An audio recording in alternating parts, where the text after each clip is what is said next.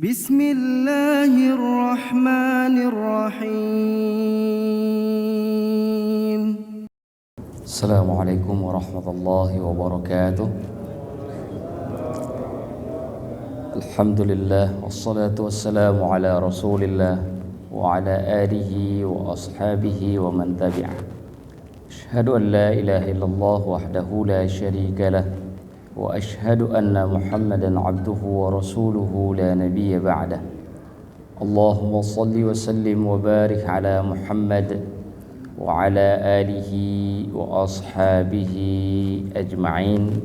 Rabbi syrah li sadri wa yassir li amri wahlul 'uqdatam min lisani yafqahu qawli, amma ba'd.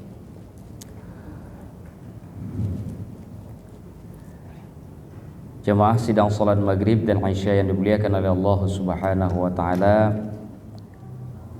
mari kita lanjutkan pelajaran kita terkait dengan pembahasan salat dari kitab Ihya Ulumuddin karangan Imam Al-Ghazali.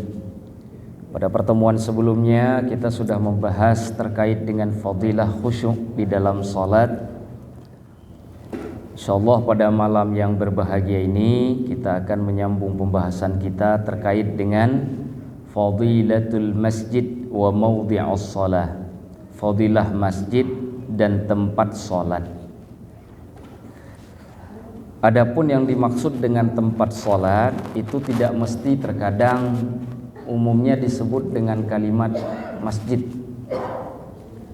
Karena tempat salat itu adalah sesuatu yang disepakati oleh masyarakat di satu tempat.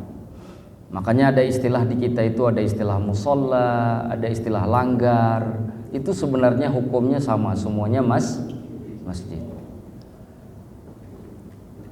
Tetapi perbedaannya nanti pada sholat Jumat saja. Perbedaannya hanya pada sholat Jumat. Kalau di dalam mazhab Syafi'i tidak dibolehkan sholat di masjid kecil, harus sholat di masjid yang besar yang biasa disebut dengan jami'. Jadi kalau di tempat itu ada sekitar katakanlah 10 masjid, mana masjid jami'nya, masjid terbesarnya, maka yang 9 masjid harus ditutup, tidak boleh sholat di situ. Kenapa?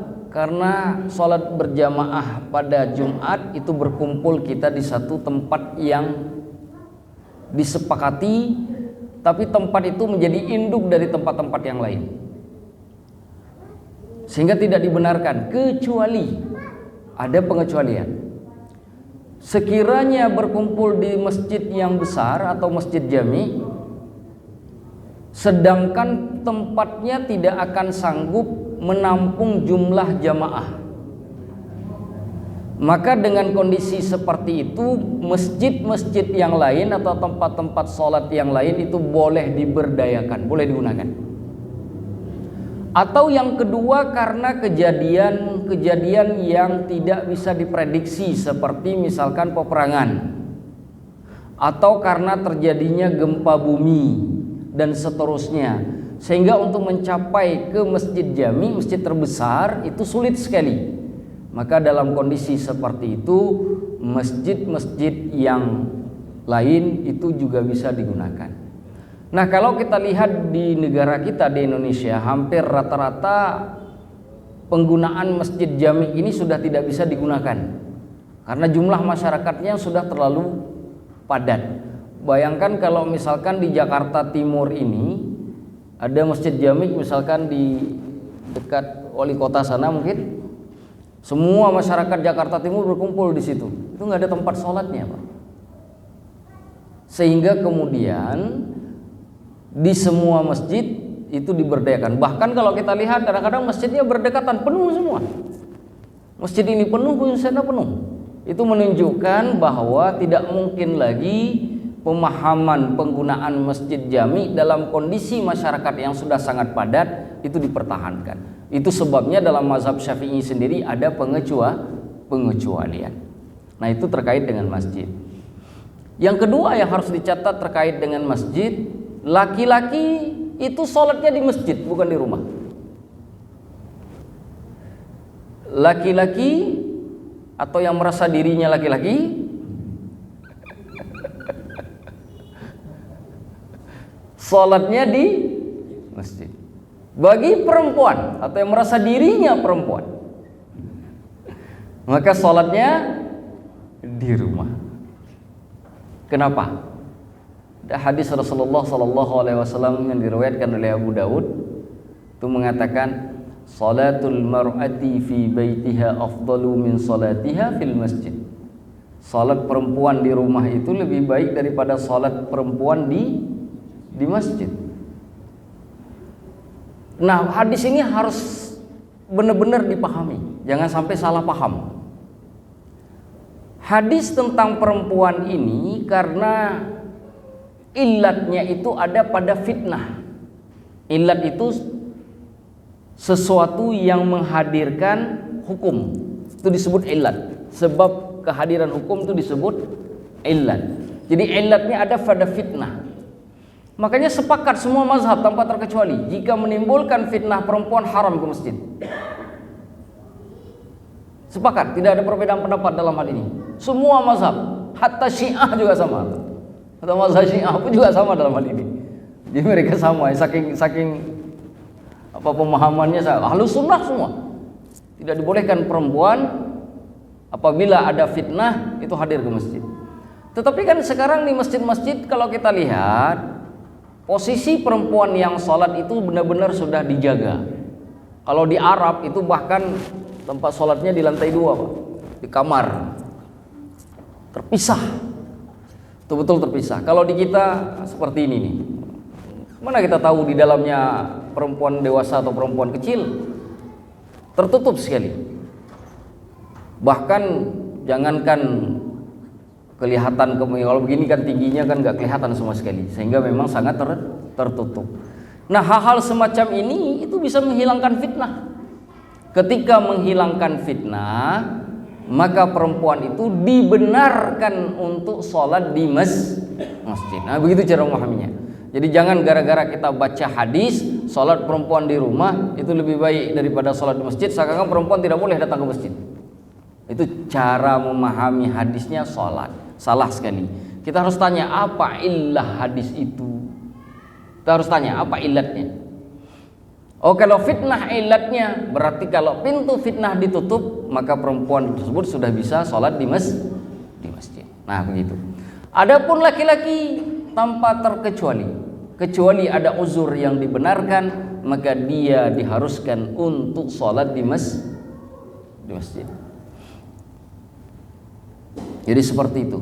Kecuali misalkan memang kita terjebak di jalan, tidak sempat ke masjid dan seterusnya, maka dibenarkan sholat. Seperti kita sholat di pom bensin, itu boleh. Tapi usahakan kalaupun tidak sholat di masjid, usahakan berjamaah, cari jamaahnya. Baik. Mari kita coba baca beberapa hal yang disebutkan oleh Imam Al-Ghazali. Qala Allahu Azza wa Jalla, Allah Azza wa Jalla berfirman, innama ya'muru masajidallah, adapun orang-orang yang memakmurkan masjid-masjid Allah, man amana billahi wal yaumil akhir, yaitu orang-orang yang beriman kepada Allah dan hari akhir. Orang yang tidak punya keinginan datang ke masjid, keyakinannya terhadap Allah dan hari akhir itu berkurang, setidaknya seperti itu. Kenapa? Karena tempat terbaik di atas muka bumi ini adalah masjid. Tempat terburuknya adalah pasar. Makanya aneh kalau pasar terus didatangi setiap hari, masjid kemudian ada liburnya.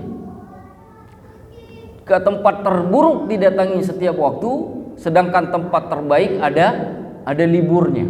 Seperti orang sekolah, seperti orang kantor, Pak, ada liburnya. Nah, itu jadi bermasalah. Karena persoalan pemakmuran masjid itu dikaitkan dengan keimanan. Bukan dengan apapun, dengan iman. Kalau bicara iman itu artinya bicara yakin. Bicara iman itu bicara yakin. Tanpa iman orang tak akan bisa bertakwa. Tanpa iman orang tidak akan mungkin bisa melaksanakan apa yang diperintahkan oleh Allah dan menjauhi yang melarangannya. Nggak mungkin. Padahal pada hukum takwa Allah itu ada 3 hukum yang menjadi hak Allah. Suka atau tidak suka ini tidak boleh ditinggalkan. Siapapun yang meninggalkan 3 hal ini berbahaya sekali posisinya di dunia dan di akhirat. Satu, hak Allah itu diimani, tidak bisa dikufuri. Itu hak Allah itu. Yang kedua, ditaati, tak boleh dimaksiati. Itu hak Allah itu. Makanya dulu para sahabat kalau misalkan Rasulullah SAW memerintahkan sesuatu, mereka tidak banyak bertanya. Kenapa? Tingkat yakinnya itu besar. Yang ketiga, diingat, tidak dilupakan. Itu hak Allah itu. Saya ulangi. Diimani, tidak dikufuri. Yu'manu wa la yukfar. Yang kedua, yuta'u wa la yu'sa. Ditaati, tidak dimaksiati. Itu hak Allah. Yang ketiga, yudhkaru wa la yunsa.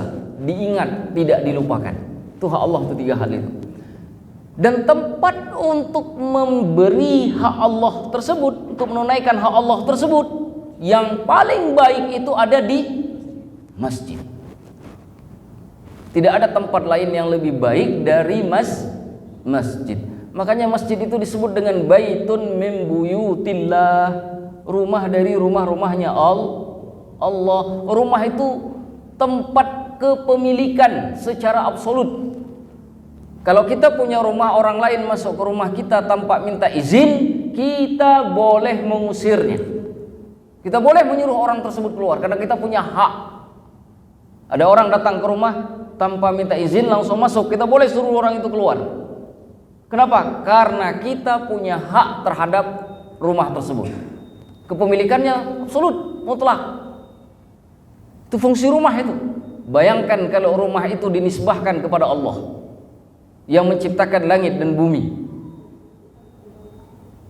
Padahal kita tahu setiap kita menyebut kata rumah ada ketenangan di situ. Sejauh apapun kaki kita melangkah pada akhirnya akan kembali ke rumah. Betul Pak? Bayangkan, ini bukan rumah kita, bukan rumah manusia, tapi rumah yang menciptakan kita dan manusia lainnya. Maka itu sebabnya kenapa memakmurkan masjid itu dikaitkan dengan keimanan kepada Allah dan hari akhir. Kenapa disebut hari akhir? Karena keuntungannya itu terkadang tidak terlihat di bumi. Orang yang memakmurkan masjid itu keuntungannya terkadang tidak terlihat di bumi. Keuangannya masih biasa, jabatannya masih biasa, dagangannya masih biasa. Tapi di akhirat timbangannya penuh. Situ saja perbedaannya. Maka orang yang terikat hatinya dengan dunia, tidak terikat hatinya dengan akhirat, akan berat untuk memakmurkan masjid. Berat kaki melangkah ke masjid itu berat. Apalagi kalau hujan. Walaupun cuma rintik-rintik. Berat. Kenapa? Karena urusannya keyakinan. Wa qala sallallahu alaihi wasallam, Rasulullah sallallahu alaihi wasallam mengatakan, man allafal masjida allafahu Allah taala. Barang siapa yang lembut hatinya kepada masjid, maka Allah pun akan lembut hatinya kepada orang tersebut.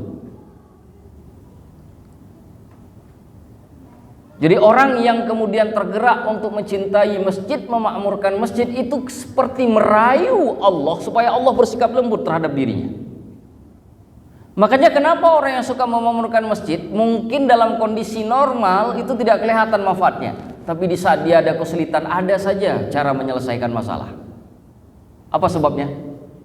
Karena Allah lemah lembut terhadap hamba tersebut. Mungkin nggak kelihatan dalam kondisi normal. Begitu sakit ada solusinya. Begitu ada kepentingan ada solusinya. Begitu lagi seret uangnya ada solusinya. Kenapa? Karena dia melembutkan hatinya dengan rumah Allah, Allah pun melembutkan hatinya untuk hamba tersebut. Wa qala sallallahu alaihi wasallam, idza dakhala ahadukumul masjid falyarka' rak'ataini qabla an yajlis. Barang siapa yang masuk ke masjid, hendaklah dia rukuk 2 rakaat sebelum dia duduk. Ini salat tahiyatul masjid. Salat tahiyatul masjid ini Salat penghormatan ini hanya ada di masjid, tidak ada di tempat lain. Bapak masuk ke pasar nggak ada salat tahiyatul pasar.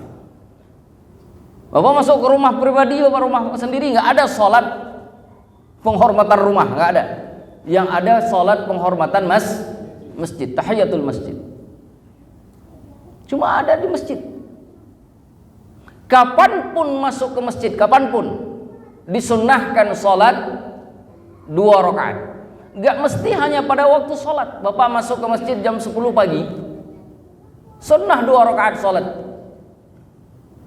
Kapan saja masuk. Ada rapat di masjid misalkan, katakanlah rapatnya jam 10 malam. Habis sholat isya bapak pulang ke rumah betik jam 10 malam balik karena ada rapat di masjid. Nah sebelum rapat bapak masuk ke masjid, bapak sholat 2 rakaat itu. Bisa dilakukan. Nanti para ulama berbeda pendapat. Nah, ada beda pendapat. Bagaimana kalau dilakukan sholat tahiyatul masjid ini pada waktu yang diharamkan? Itu berbeda pendapat. Waktu yang diharamkan itu adalah setelah sholat subuh sampai dengan terbit matahari. Kira-kira tunggu matahari sampai naik sedikit ya, 15 menit lah dari sejak terbit itu. Nah, itu tidak dibolehkan sholat.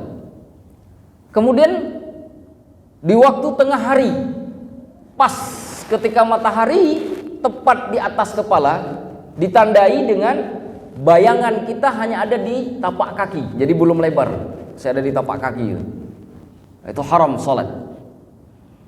Dan yang ketiga, waktu haram sholat itu setelah sholat asar, tidak ada sholat.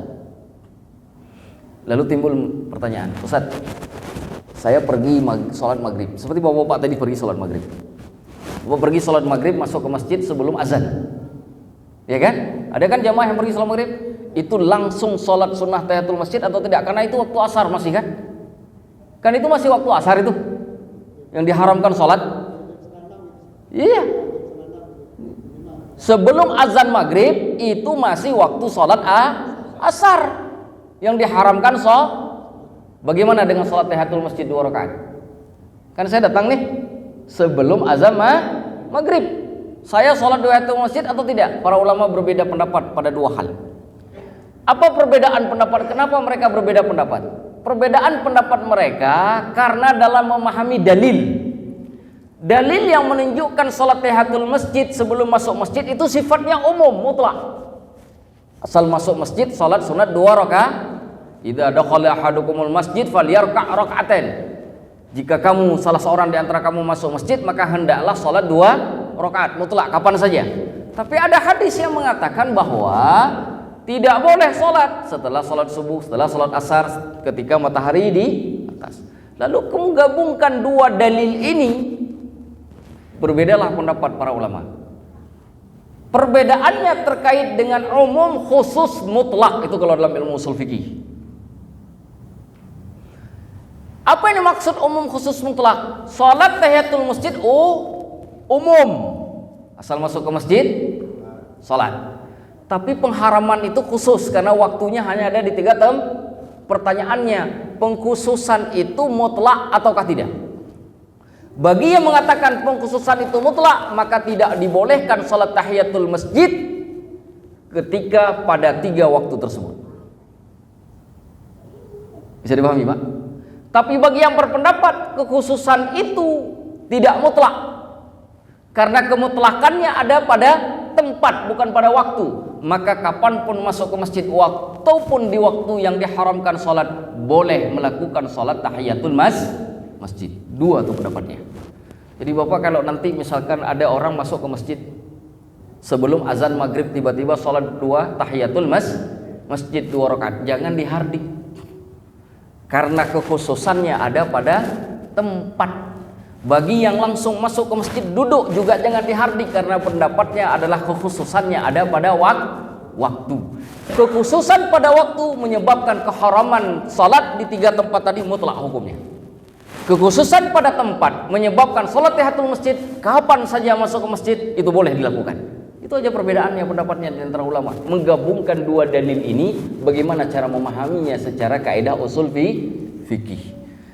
Maka nanti Bapak akan lihat orang masuk masjid sebelum salat maghrib, ada yang salat tahiyatul masjid, ada yang tidak salat tahiyatul masjid.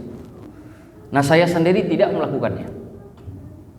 Saya mengambil pemahaman kekhususan kepada waktu, seperti pendapatnya orang-orang dari mazhab Maliki. Karena mengikuti para guru saya, masyayikh saya merajihkan pendapat itu. Akan tetapi saya tidak menghardik ataupun tidak menyalah-nyalahkan orang yang melakukan sholat tahiyatul masjid 2 rakaat pada waktu tersebut. Karena memang ada perbedaan pendapat di kalangan ulama, cara memahami dalilnya. Nah, Bapak sekarang mau sholat atau tidak sholat? Pertanyaannya, kenapa Bapak sholat? Nggak tahu, pokoknya saya sholat saja. Ini jadi masalah. Itu yang jadi masalah. Ketika sholat nggak tahu alasannya kenapa sholat. Kalau dikatakan, oh kan Rasulullah bilang kalau masuk ke masjid suruh sholat 2 rakaat. Iya, tapi kan Rasulullah juga melarang sholat setelah asar. Kenapa Bapak sholat? Entahlah, pokoknya saya sholat saja. Nah, ini jadi masalah. Tapi kalau Bapak mengatakan saya sholat karena kekhususan mutlaknya ada pada tempat. Memang ada 2 hadis, tapi kekhususannya, kemutlakannya ada pada tempat. Maka yang berpendapat seperti itu membolehkan sholat kapanpun, sholat tahiyatul masjid, baik itu di waktu yang dilarang ataupun yang apalagi yang tidak dilarang. Sebaliknya, bagi yang mengatakan kekhususannya mutlak pada waktu, maka tidak boleh melakukan sholat tahiyatul masjid pada waktu-waktu yang diharamkan. Karena menggabungkan 2 hadis, hadisnya tidak datang satu, hadisnya ada 2. Satu hadis perintah, satu hadis larangan. Hadis perintah tahiyatul masjid, hadis larangan juga semua sholat. Tidak boleh sholat, tidak disebut sholat wajib, enggak. Sholat semuanya, umum juga. Ini disebut dengan umum khusus mutlak di dalam ilmu usul fikih. Wallahu a'lamu bishawab. Nah, sekarang Bapak kalau mau sholat udah tahu kenapa saya sholat. Kalau enggak sholat, saya sudah tahu kenapa saya tidak sholat. Jadi sudah ada pertanggungjawaban secara keilmuan. Alhamdulillah. Baik, kita lanjutkan. Wa qala sallallahu alaihi wasallam, Rasulullah sallallahu alaihi wasallam, la salata li jaril masjid illa fil masjid. Tidak ada salat bagi orang yang tinggal di samping masjid kecuali di masjid. Rumahnya di samping masjid, enggak pernah kelihatan ke masjid. A'udzubillah, tsumma na'udzubillah. Ada pula rumahnya, dinding rumahnya dempet dengan dinding masjid, tidak bisa masuk masjid. Inna lillahi wa inna ilaihi. Hadis ini memang hadis dhaif, Pak. Tapi hadis ini secara makna benar karena dikuatkan oleh cerita-cerita pada masa Rasulullah. Ali bin Abi Thalib dalam hadis sahih itu minta izin ke Rasulullah membakar rumah orang yang tidak mau pergi ke masjid. Minta izin ke Nabi. Ya Rasulullah, aku minta izin untuk kubakar rumah orang itu, tidak pernah kelihatan di masjid. Mau dibakar oleh Sayyidina Ali. Apalah lagi orang yang tinggal di samping masjid. Maka Bapak kalau rumahnya dekat masjid sini, hati-hati. Tanggung jawabnya berat. Saran saya kalau Bapak nggak mau ke masjid, cepat-cepat pindah rumah.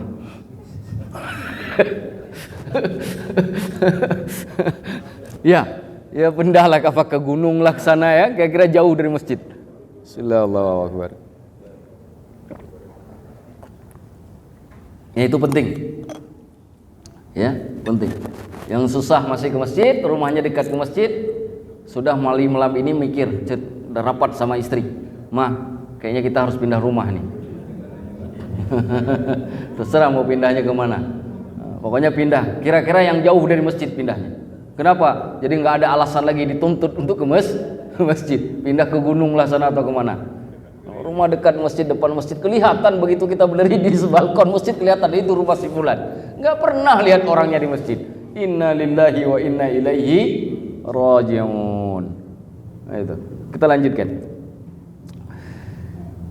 Wa qala sallallahu alaihi wasallam, Rasulullah sallallahu alaihi wasallam bersabda, ini hadis sahih diriwayatkan oleh Imam Bukhari dan Imam Muslim. Al malaikatu tusalli ala ahadikum ma dama fi musallah.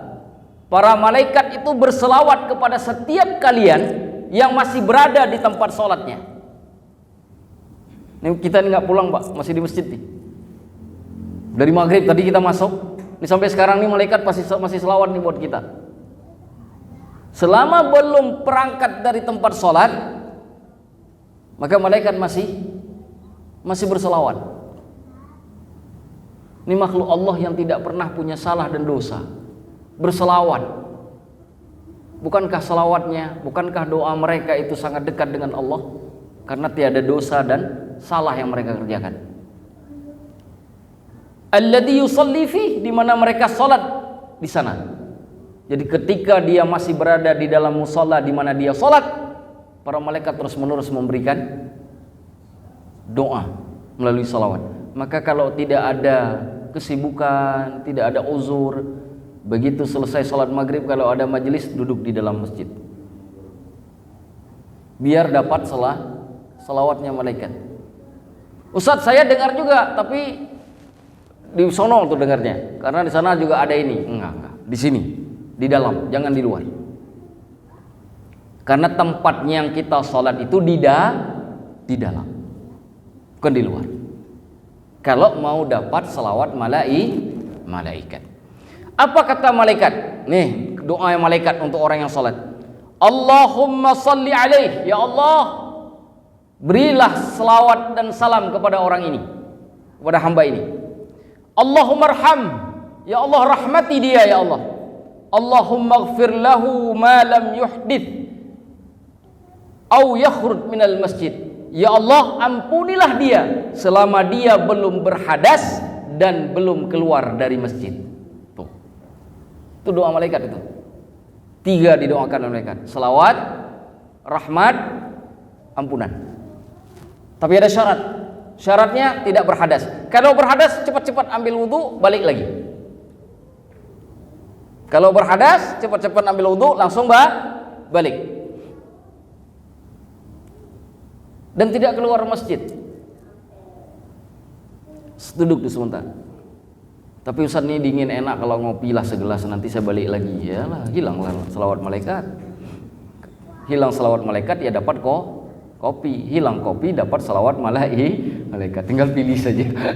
Ya Pak Sigi ya. Subhanallah. Baik, 47 masih ada waktu, kita baca satu hadis lagi.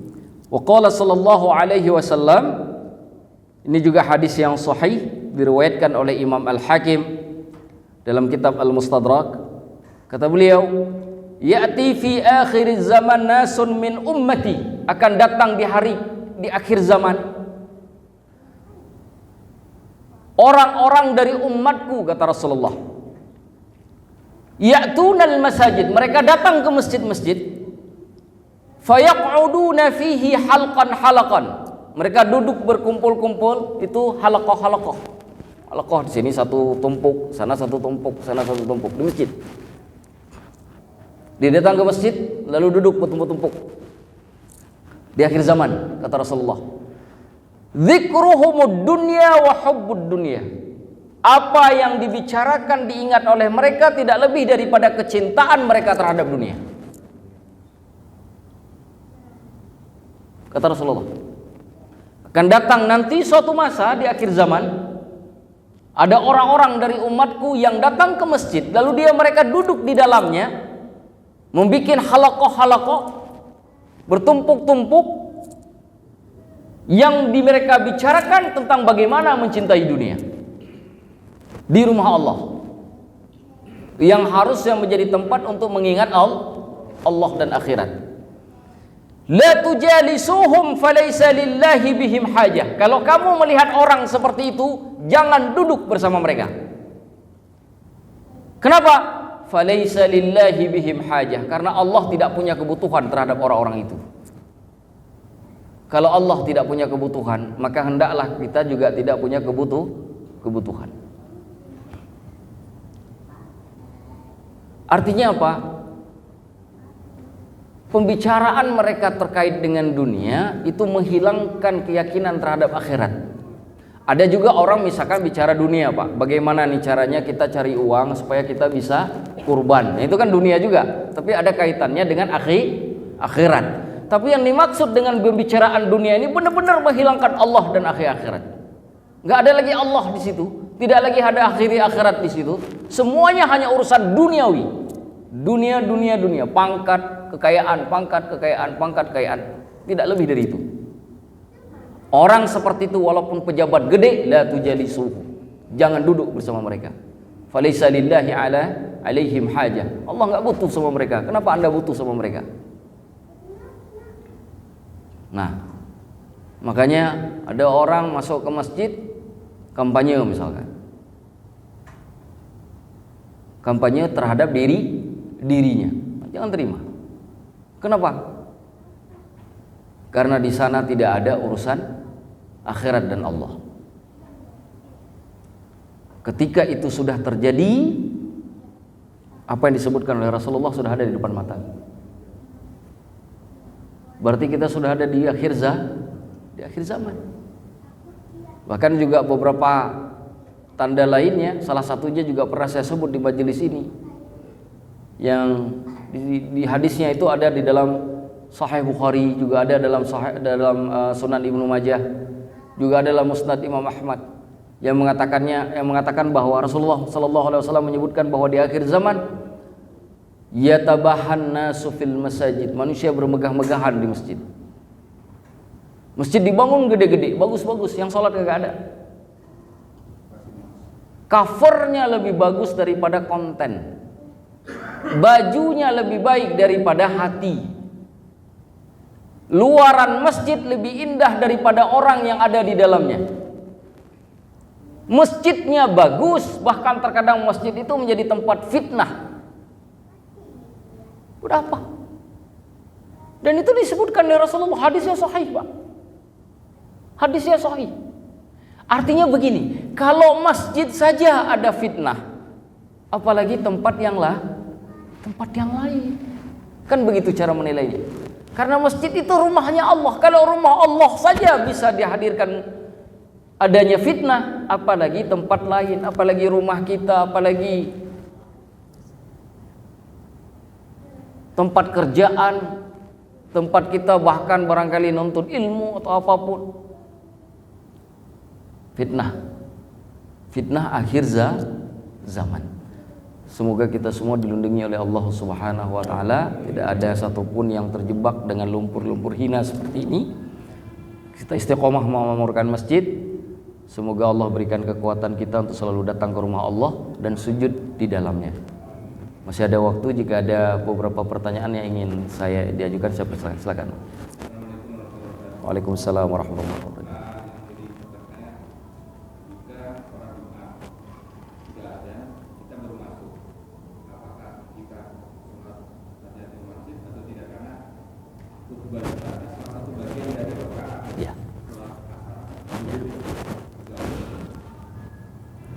Disebutkan di dalam mazhab Syafi'i, bahkan di beberapa kitab perbandingan mazhab, kalau saya nggak salah di Fiqh Sunnah juga ada, Pak,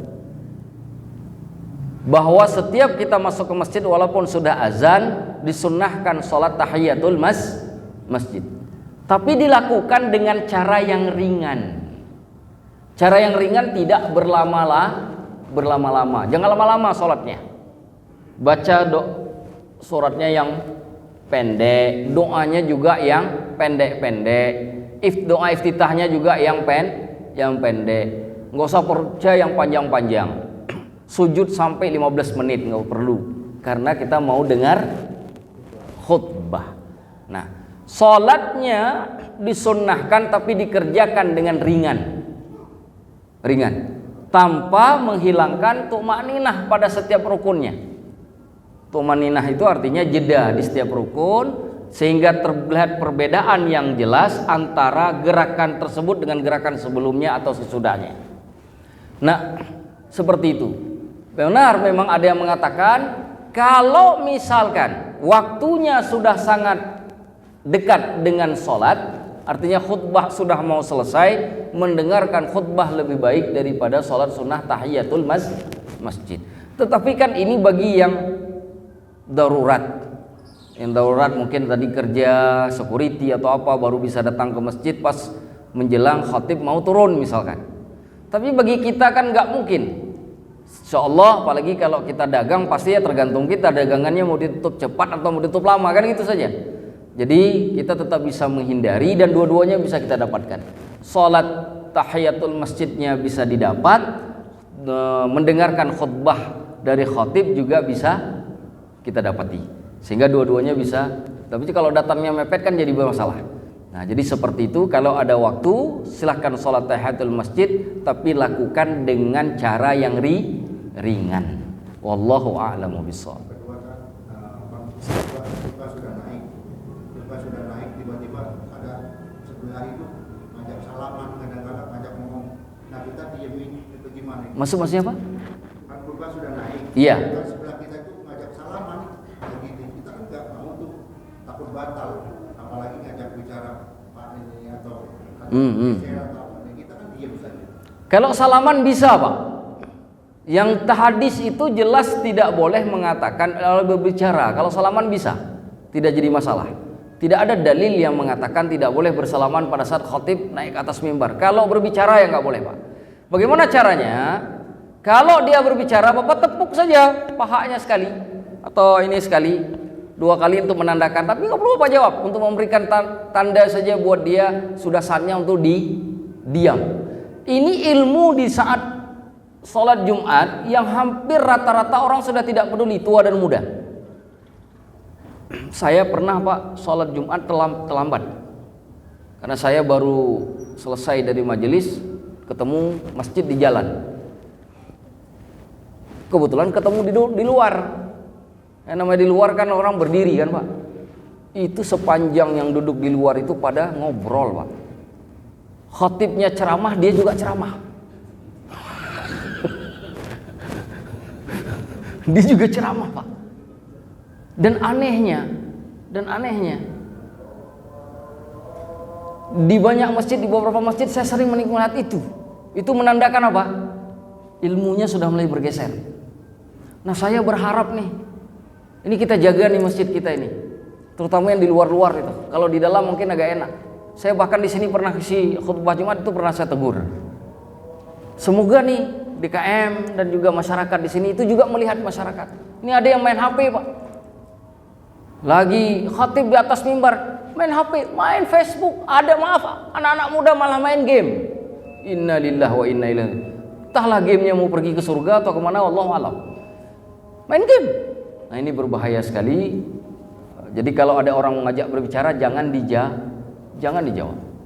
Kekurangan di dia tidak boleh kemudian menjadi kekurangan tapi tolong jangan dihardik, tolong jangan dibenci. Anggap saja mungkin hamba Allah ini mungkin kurang ilmu. Saya kira begitu. Nanti Pak dibuka setelah salat Isya. Karena kita mau salat Isya dulu, saya akhiri sampai di sini. Hadanallahu wa yakum ajmain. Aqulu qawli hadza wa astaghfirullahal azim. Wassalamualaikum warahmatullahi wabarakatuh. فبأي آلاء ربكما تكذبان